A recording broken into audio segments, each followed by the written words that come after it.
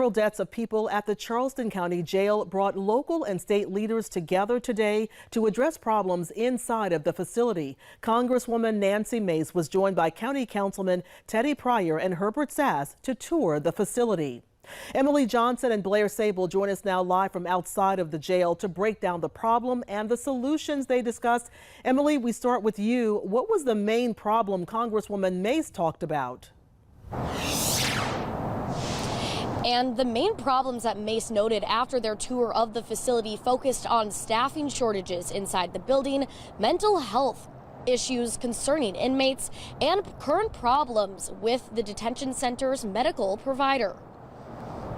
In the last 3 months, 2 inmates were both found unresponsive in their cells inside of the Cannon Detention Center, calling attention to the facility.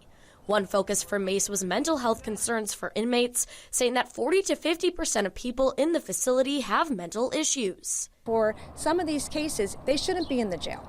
They should be where they're getting better care for the mental health issues that they're facing. There are some people in this facility that cannot physically take care of themselves.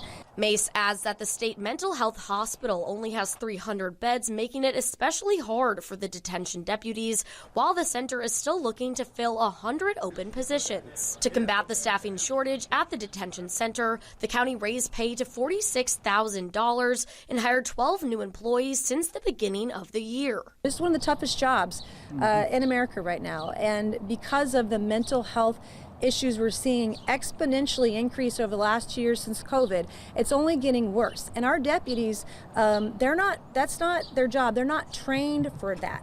Charleston County Councilman Teddy Pryor invited Mace to tour the facility as he plans to write a letter to the DOJ to encourage a deeper investigation. Yeah, look at our judicial system too, because if somebody is in for a bench warrant, it should be within 24 hours seeing a magistrate. This guy died in his jail cell, 6 days waiting to see a magistrate. So that's also important too. So we have to look at all aspects and all angles.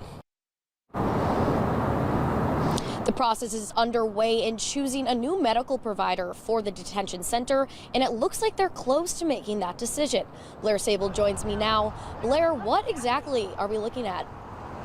Well, thanks, Emily. WellPath, the current medical provider for the jail, its contract is expected to expire at the end of June. And today we have learned that a selection committee has made its recommendation for the company that will take over. This comes from a 5-person committee made up mostly of jail staffers and 1 Charleston County staff member. They said that Vital Core health strategies scored the highest and would be the most advantageous to the county out of all 3 applicants. The company, it's based in Topeka, Kansas, and claims to be raising the standard for correctional health care according to its website. Like WellPath, Vital Core has also been sued previously for negligence and medical malpractice.